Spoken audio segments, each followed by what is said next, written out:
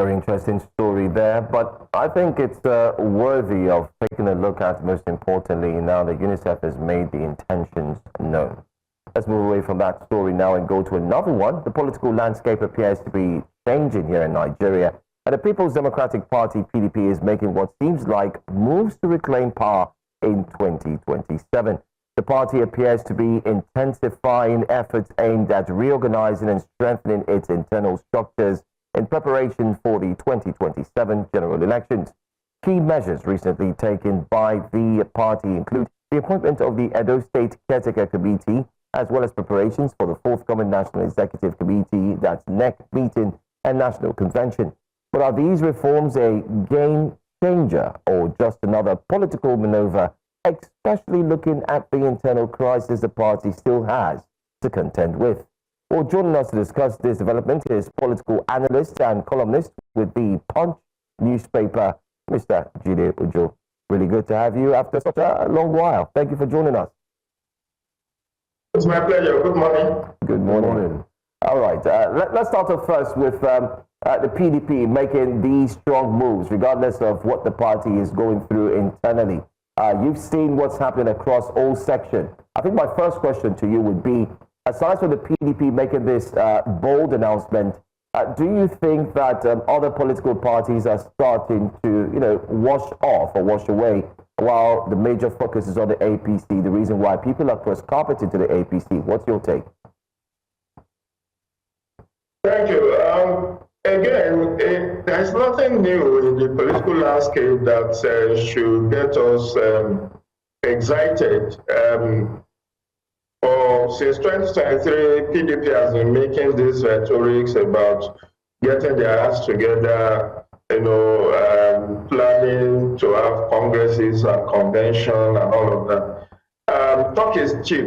The most important thing is for them to get into action and resolve their internal leadership crisis. Once that is done, they will halt the hemorrhage and they will be able to attract more people into the party ahead of 2027. But whether this effort will be sufficient enough to knock off APC at the presidential level remains to be seen, because almost on a daily basis now there are defections into APC. Even yesterday on the floor of the National Assembly, both Senate and House of Reps, new members keep leaving PDP for APC. But again, it's nothing new, and we have seen that those who japa can still japa, pardon my use of porn.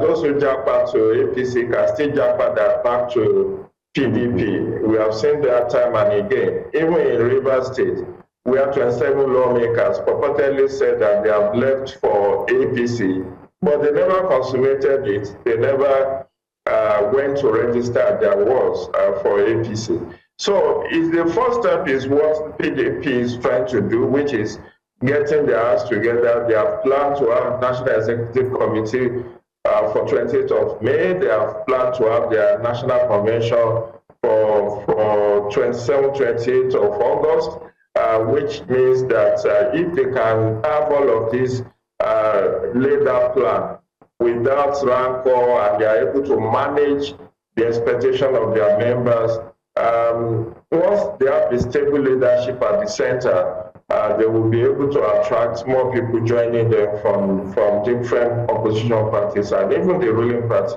You say that the ruling party is set to include.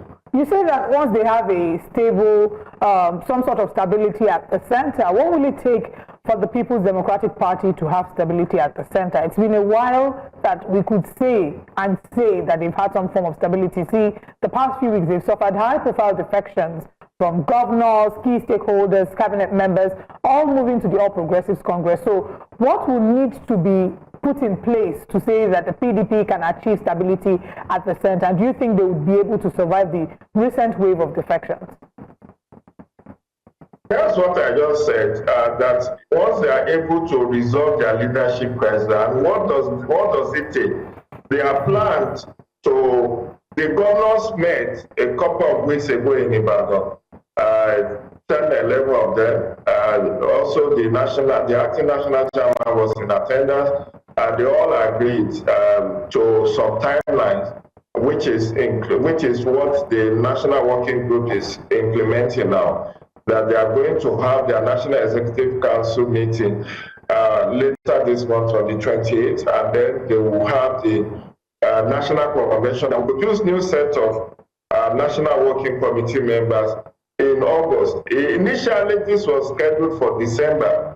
You could see that all attempts to remove Damagum last year failed because they ran to the court and the court said it should be allowed to stay. So what it means to stabilize at the center means midwifing a new regime of leaders, both at the National Executive Council level and at the National Convention, producing new set of leaders that will appeal to all and sundry, not imposition of a chairman, national chairman, which has been the bane of the party for some time now, from the time after Adamu Muazu was removed in 2015, and they brought in Alimodu Sheriff, from Alimodu Sheriff to Prince Uche Secondus, from Secondus to Iyochayu, and now Damagum has been in acting capacity for 2 years running. And if they can successfully midwife, having their eyes on 2027,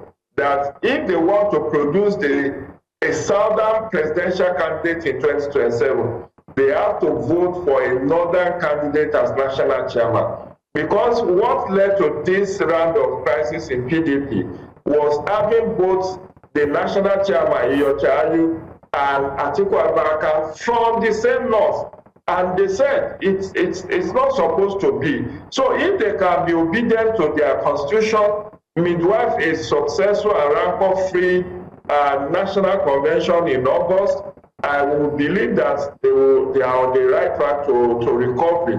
But if they fail to do that, and now one individual imposes his own will on the rest of the party, then another round of crisis will happen. And it is also a good news that from what I read, they have had a tete-a-tete with FCT Minister Nyesom Wike, who is one of the pillars of the party and who has also been very, I don't want to use negative words about him, but you know that he is a force to reckon with within the PDP, having mobilized for other colleagues to work against the party ahead of 2023 elections. So they are having discussions, they are consulting across board, but let them have a successful National Executive Committee meeting later this month, and National Convention in August.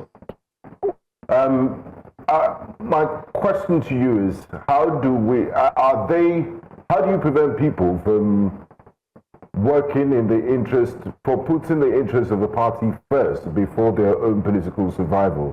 Because it's one of the reasons why the PDP seems to be imploding. For example, you look at the governor of Akwa State, he's openly endorsed the current president, who is a member of the APC, for the 2027 elections. And we also saw the defections in Delta State.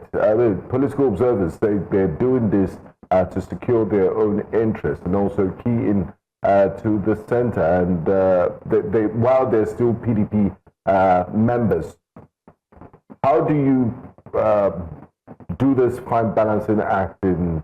Do you put your party interest first or your own political survival? Well, my brother, the truth is that politics is about interest, and the personal interest of the players come first. It's like a game of chess. Most members are pawns. The queen and the king are the prize, the prize stuff on the board. So the question is, all these chieftains are putting their own personal interest first. Now, what is party interest? Party interest is to wrestle power in 2027. Is it poised to do that? It can do it. But let me tell you, without any fear of equivocation, if someone like Atiku Abubakar is intransigent and still will want to be the presidential candidate in 2027 is going to play a spoiler's role, because Atiku Abubakar is running parallel to Nyesom Wike.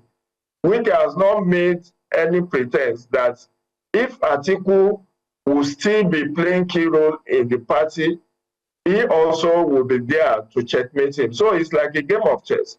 So there are two broad, powerful interests within the PDP right now, that of Wike and that of Atiku Abubakar.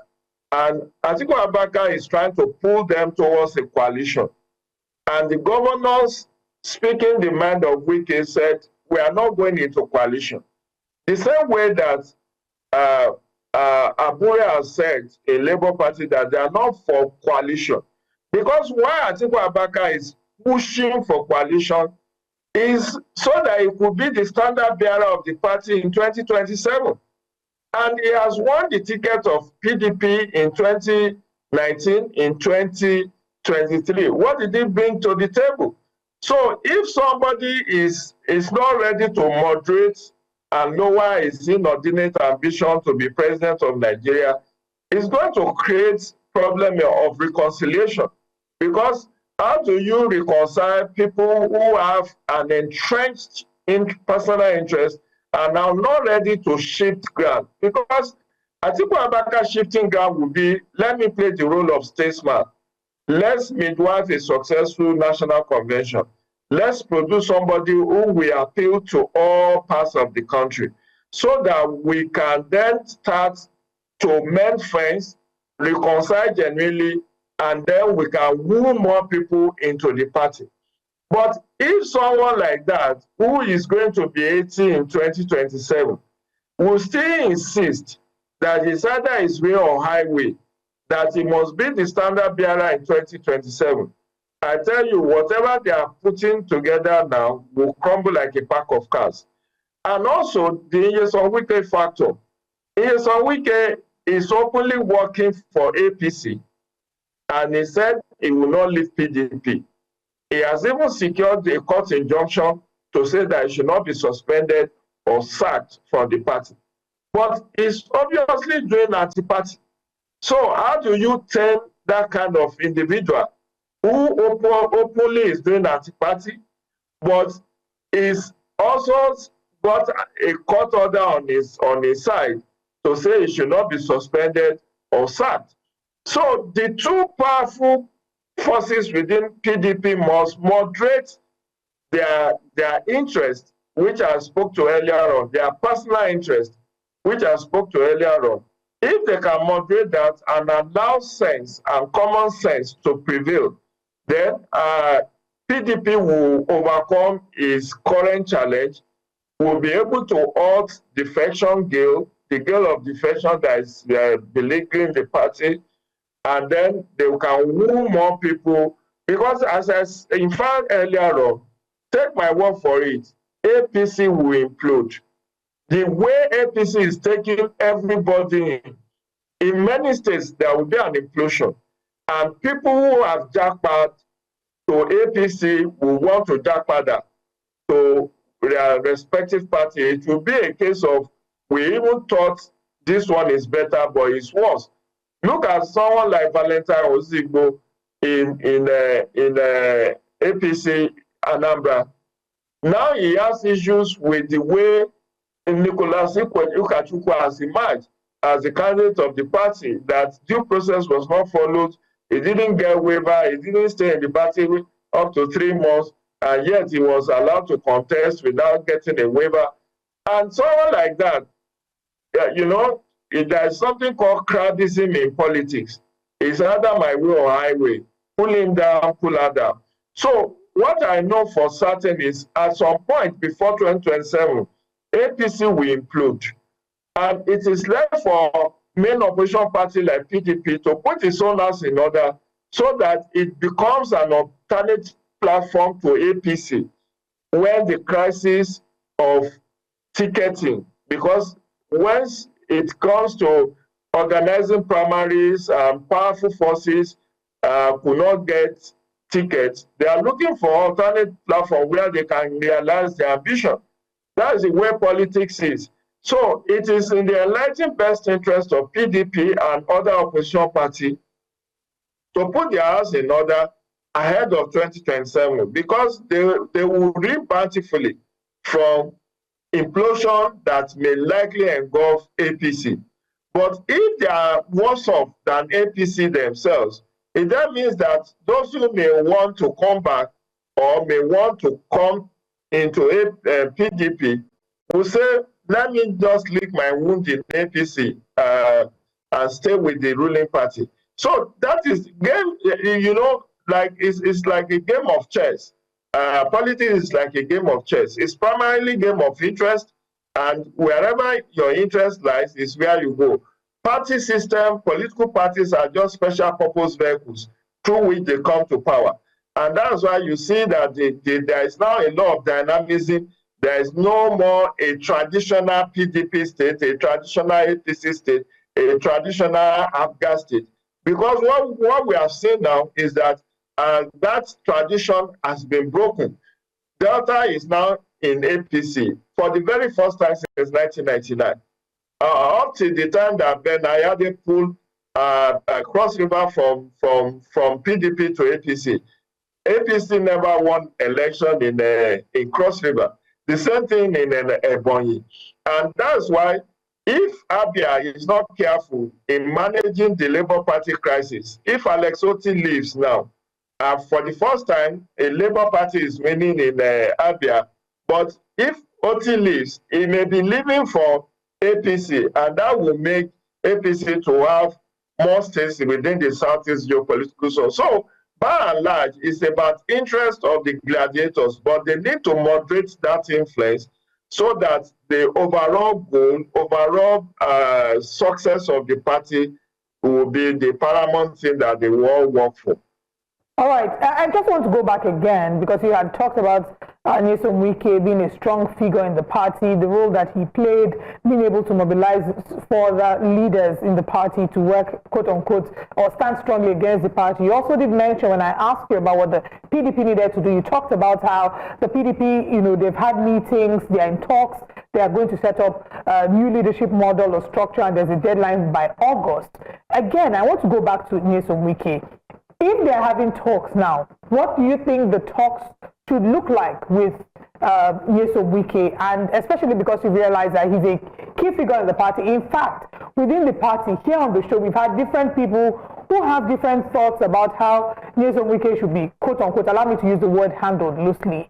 Some think that he should have been fired to make a strong statement. Others think, you know, you can't throw away the baby and the bathwater. And they would argue that Nyesom Wike not having been sanctioned has in a way weakened the structure of the party, because it makes people within the party and outside feel like anything can go within the PDP. No discipline. Yeah, that there's no discipline and there's a culture of impunity. Now, that's why I reference the fact that Nyesom Wike has gotten a court injunction that he should not be suspended or sacked. I don't know whether you are aware. Right from 2023, I guess, he went to court, and I don't know whether that case has gone on appeal or whether the PDP has appealed that. But you see, he who pays the piper dictates the tune. You cannot write off Nyesom Wike. You do that at your own peril. He is a major financier of PDP, in case you do not know. He is a major financier. When other governors, other party chieftains are not willing to put down their own resources to run the party, Nyesom Wike has used tremendous resources to run PDP as it were, which is why he also wants to call the shots. And he has, if you go back to many of his media interviews, he has not made any pretense about that. In fact, there was a time that when Iche Secondus was going to be brought in after the debacle of Alimadu Sheri, they wanted to shift the National Convention from Port Harcourt to somewhere else, maybe Enugu or somewhere. And he told them point blank, if you try it, that the consequence will be very disastrous for the party. The party had to concede to having that convention in Port Harcourt, and that was how Prince Uche Secondus emerged as the national chairman of the party. And when Iche Secondus was not willing to take instruction from Wike again, he made sure that he never even served out his term. He was thrown under the bus 3 months to the expiration of his tenure. That's why the fact that he was a charming friend of Nyesom Wike, and Nyesom Wike was very instrumental in bringing him to power. They got his word in Rivers to suspend him. And before you could say Jack Robinson, he was a gunner. 3 months to the expiration of his tenure. And that was why, they brought in Iyorchia Ayu. Iyorchia Ayu too was, Wike was also very instrumental in bringing in Iyorchia Ayu. So what I think the PDP needs to do now is to moderate Wike's influence in the emergence of the new set of leaders. Because if he populates PDP with his henchmen, there will be trouble ahead. It will now become PD APC.